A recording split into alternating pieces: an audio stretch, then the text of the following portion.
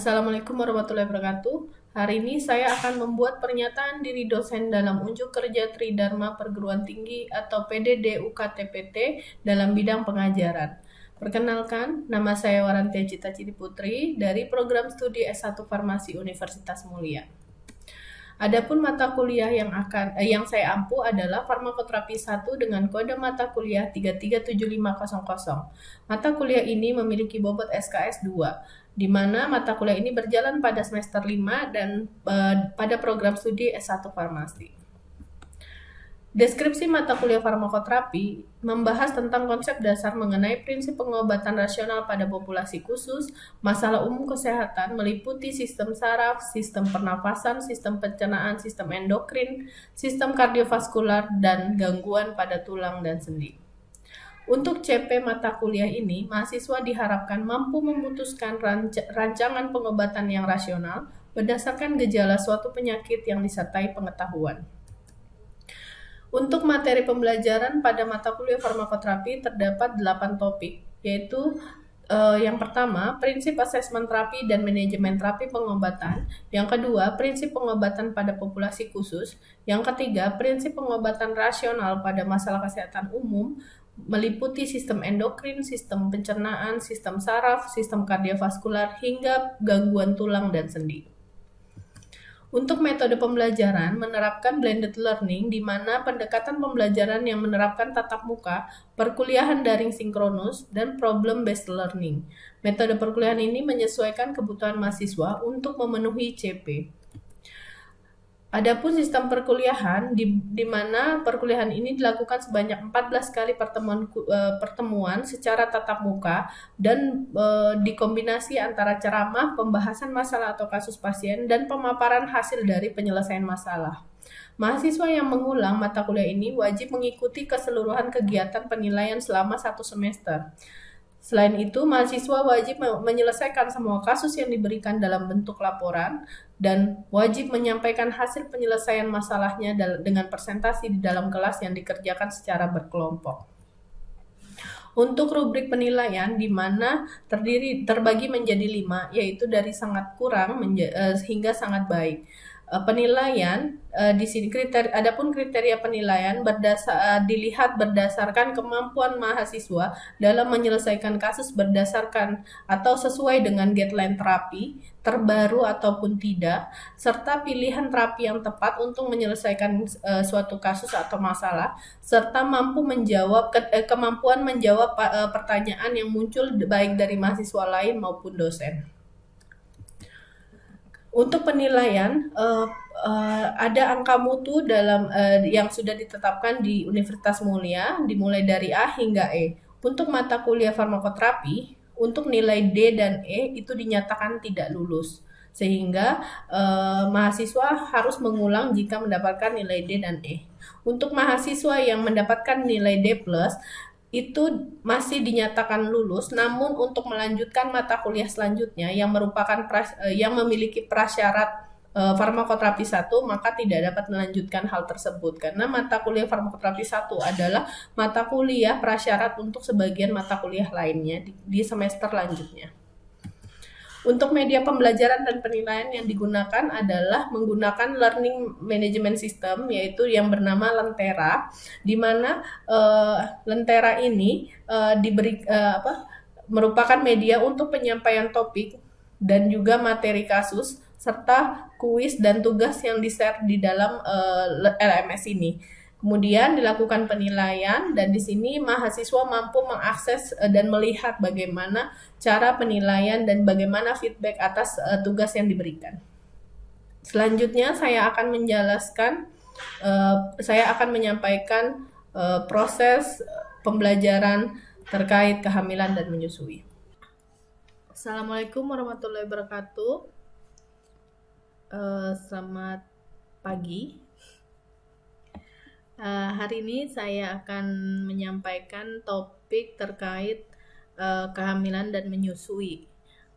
Kemarin kita sudah sampai di prinsip-prinsip dari farmakoterapi hari ini kita akan mulai membahas tentang populasi khusus. Nah, yang pertama itu ada kehamilan dan menyusui, yang kedua ada pediatri, dan yang ketiga ada geriatri. Eh, Sekarang Ibu mau tanya dulu, kalau populasi khusus, kenapa wanita hamil dan menyusui itu masuk dalam populasi khusus?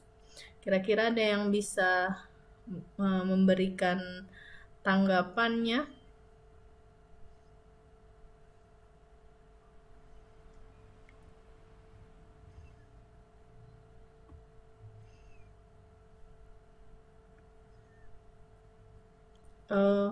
Suaranya belum terdengar.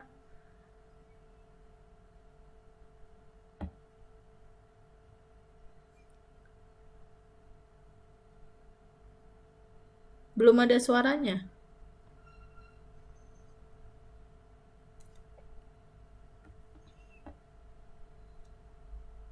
Boleh yang lain? Mungkin ada kendala. Saya mau izin jawab, Bu. Boleh, silakan. Menurut saya, kehamilan dan menyusui itu termasuk hal yang riskan, karena kehamilan itu merupakan salah satu proses di mana wanita dalam membawa generasi baru, serta menyusui itu merupakan salah satu proses di mana wanita memberikan nutrisi kepada bayinya, sehingga jika tidak ditangani dengan baik, dengan populasi yang khusus, itu akan menimbulkan generasi-generasi yang dapat riskan atau mengalami kerusakan. Oke. Terima kasih atas tanggapannya. Jadi benar ya, kalau masalah kehamilan dan menyusui itu memang masuk. Kenapa dia masuk dalam populasi khusus? Karena memang ada faktor lain yang mempengaruhi adanya perubahan dari pengobatan. Jadi misalnya nih, kalau wanita dewasa tanpa ada hal apapun, misalnya dengan kondisi yang memang segala halnya normal, maka kita bisa menganggap bahwa fungsi dari tubuhnya itu berjalan dengan normal. Namun dengan adanya kehamilan, dengan adanya nyawa atau bayi yang ada di dalam janin atau bayi yang sedang dekat dengan ibunya, maka kita harus mempertimbangkan bahwa terjadi perubahan-perubahan walaupun secara fungsional tetap berfungsi, secara fungsional anatomi atau organ-organ yang ada dalam tubuh wanita hamil itu berjalan tetap sesuai dengan normal, namun fungsinya bisa jadi berubah karena ada faktor hormon yang mempengaruhi selama kehamilan dan juga menyusui. Seperti itu. Terima kasih atas tanggapannya. Atau ada yang lain mau menambahkan?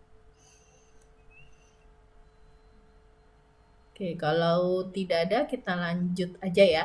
Jadi kita ngomongin dari tadi kenapa sih kehamilan itu masuk dengan populasi khusus. Nah, ini ya. Jadi ada latar belakang yang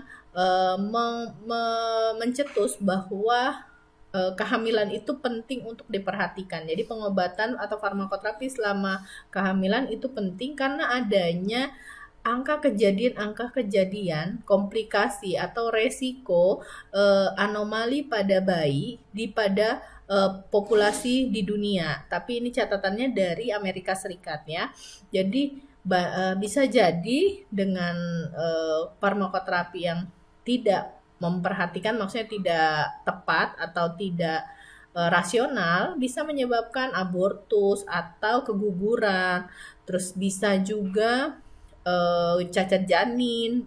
Nah, cacat janin ini ada dua, ada minor malformasi, ada mayor malformasi. Nah, mayor malformasi ini juga ada dibedakan pada saat kelahiran, terus pada dia usia 2 tahun, dan juga bisa sebelum 37 minggu. Jadi misalnya kalau kita sering sebut apa namanya kalau misalnya bayinya lahir sebelum 37 minggu. Ada yang tahu? Kalau bayi kurang dari 37 minggu dia dilahirkan, biasanya kita orang awam menyebutnya apa ya? prematur, Bu. Ya, jadi bayi-bayi prematur itu juga merupakan salah satu faktor resiko. Kenapa? Karena dari bayi 37 minggu itu perkembangan organnya belum sempurna. Makanya pernah dengar kan kalau misalnya bayi yang sedang beresiko untuk dilahirkan dengan usia 37 minggu itu perlu dimatangkan parunya. Nah, karena apa? Karena memang organ parunya belum sempurna. Harusnya kan berapa usia kehamil bayi yang normal untuk sudah pas untuk dilahirkan? Berapa minggu ya? Ada yang tahu? Sekitar berapa? Kalau bayi janin itu sudah dikatakan siap untuk dilahirkan.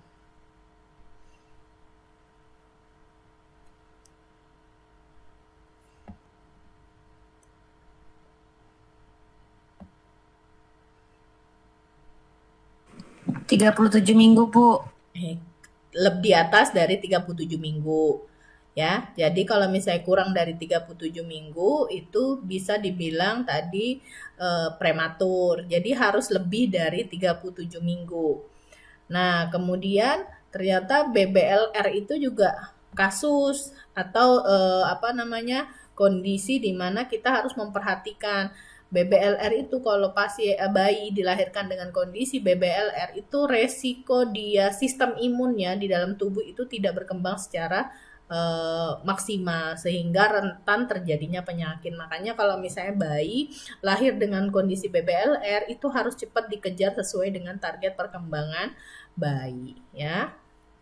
Kemudian selanjutnya ada kalau misalnya kita dalam memberikan pengobatan atau farmakoterapi itu kita juga harus tahu memahami bahwa adanya penyebab kelainan bawaan.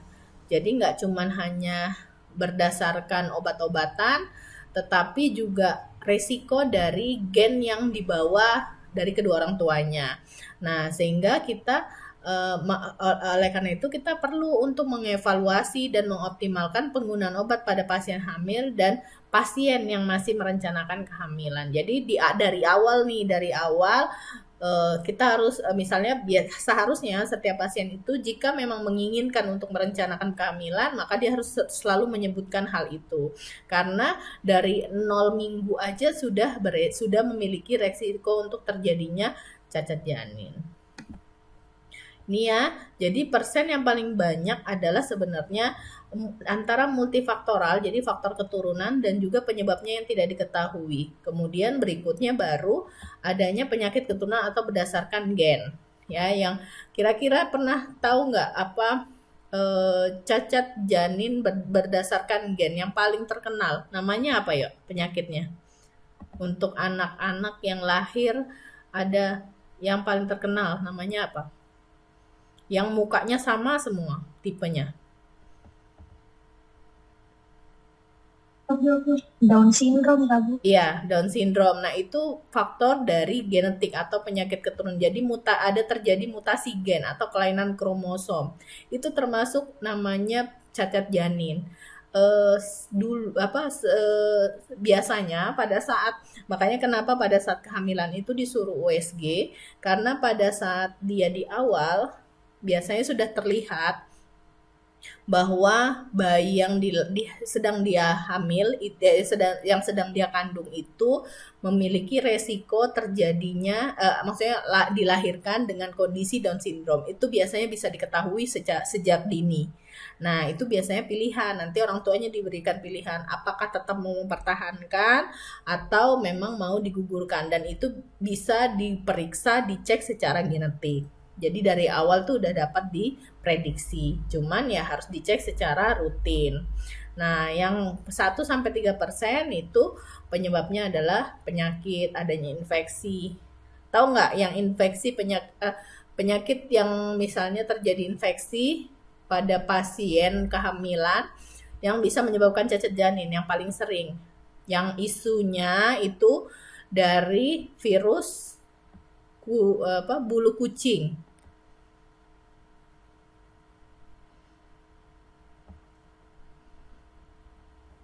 Ada yang tahu?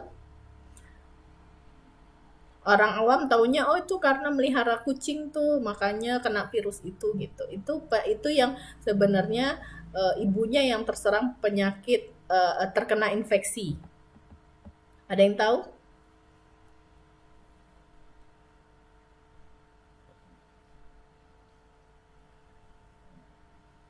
Itu dari virus memang.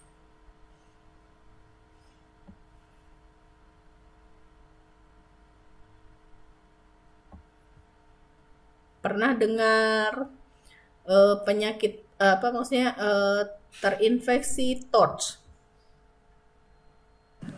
Oh, Toxogondi itu Pak Bu? Ya, toksoplasma.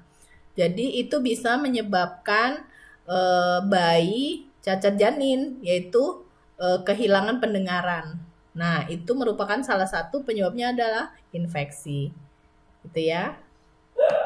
Nah, kemudian pada saat kita menangani pasien dengan kondisi dia masuk dalam kategori kehamilan, kita harus memahami berapa usia kehamilannya. Nah, bagaimana kita menghitung untuk usia kehamilan? Usia kehamilan itu dihitung dari hari pertama haid terakhir.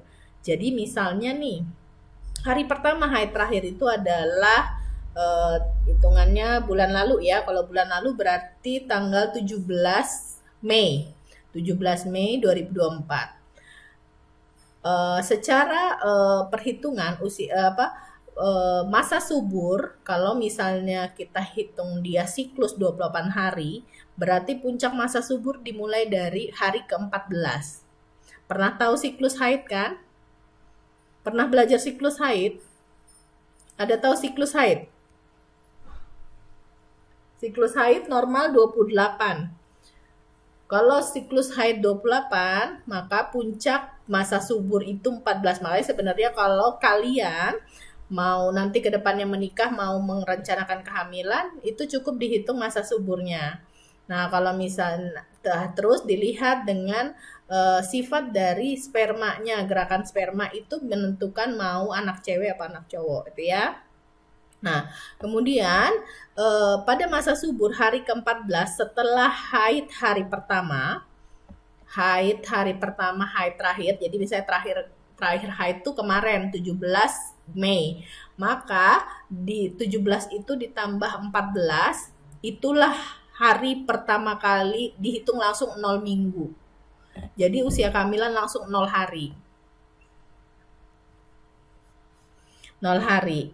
Nah, baru jadi kita harus memahami. Nah, di sini 0 sampai 14 hari setelah berhubungan, nah itu namanya dia sudah mulai implantation. Jadi pada saat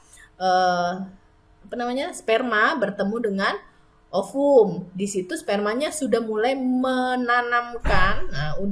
menanamkan diri ke ovumnya sehingga untuk membentuk udah siap untuk membentuk calon bayi, ya kan? Nah, kalau misalnya pada saat ini kita kan masih bentuk gumpalan darah ya, janinnya masih bentuk gumpalan darah. Tetapi bisa loh terjadi, makanya sering terjadi kan ada tiba-tiba keguguran. Nah, itu kan masih awal banget tuh. Nah, itu kenapa? Karena memang belum artinya tuh ada faktor-faktor yang menyebabkan kegagalan dari untuk pembentukan organ. Nah, dari awal pun itu sudah keguguran itu merupakan salah satu faktor resiko, misalnya ada faktor resiko yang bisa menyebabkan implantation-nya tidak berhasil. Gitu ya, pembentukan untuk perkembangan menjadi janinnya tidak berhasil. Tahapan selanjutnya itu organogenesis, yaitu pembentukan organ-organ mulai dari hari ke-14 sampai minggu ke-9 setelah berhubungan ya. Nah, di situ banyak tuh bisa menyebabkan kalau misalnya dilakukan tidak diperhatikan, maka bisa terjadi mayor atau minor cacat pada secara struktural ya, atau juga ada kerusakan neurologinya. Kemudian tahapan selanjutnya adalah fetogenesis, jadi mulai pembentukan dari janin tersebut. Setelah jadi ini tahapannya di tahapan setelah pembentukan organ sampai dengan kelahiran. Nah, ini banyak kemungkinan terjadinya bisa keterbelakangan mental atau keterlambatan dari perkembangan bayi atau fungsionalnya yang tidak mencukupi, misalnya gagal ginjal, bisa bayi lahir udah langsung gagal ginjal, gagal jantung. Nah, itu dari tahapan ini fetogenesis. Ya. Jadi banyak yang harus kita perhatikan. Memang pada saat kita memberikan edukasi kepada pasien, terutama pasien-pasien ibu hamil, harus memberikan pemahaman bahwa memang kita pasien tidak dapat melihat perkembangan janin. Tapi kita harus berusaha untuk memberikan pemahaman bahwa janin ini sangat rentan untuk sangat beresiko untuk terjadinya hal-hal yang tidak diinginkan, termasuk cacat bawaan.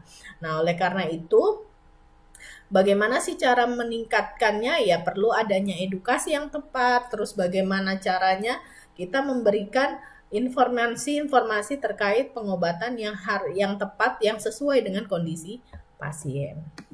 Nah, ini nih adalah perkembangan janin yang bisa menyebabkan cacat janin nih, macam-macam. Jadi ini minggu pertama, ini minggu kedua. Jadi minggu pertama dan minggu kedua ini resikonya adalah aborsi atau keguguran. Sisanya 3 sampai 38 jika tetap berkembang, ini bisa resiko terjadinya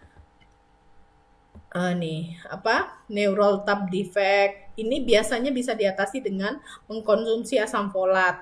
Ya, jadi kalau asam folatnya cukup, maka perkembangan sarafnya, tabung-tabung sarafnya lebih maksimal.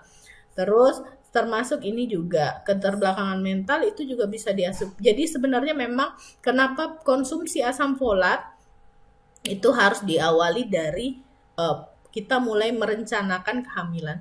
Pernah lihat iklan Prenagen yang apa namanya itu ya? Kalau yang baru nikah tuh langsung minum susu. Prenagen apa ya namanya? Itu kan pernah lihat nggak iklannya itu? Prenagen apa namanya itu ya? Essensis. Ya, Prenagen Essensis itu isinya asam folat aja. Nah, memang harus dilakukan pada saat setelah menikah, karena memang tidak menutup kemungkinan, misalnya dia memang mau merencanakan ya jadi 0, pas memang baru mau berhubungan tuh sudah tercukupi asam folatnya sehingga perkembangan janinnya juga jadi lebih terjaga. Banyak ya, ini ada berapa macam. Kalau yang ungu ini merupakan yang ungu ini adalah fase-fase di mana sangat rentan terjadinya cacat janin ini. Jadi usianya misalnya kalau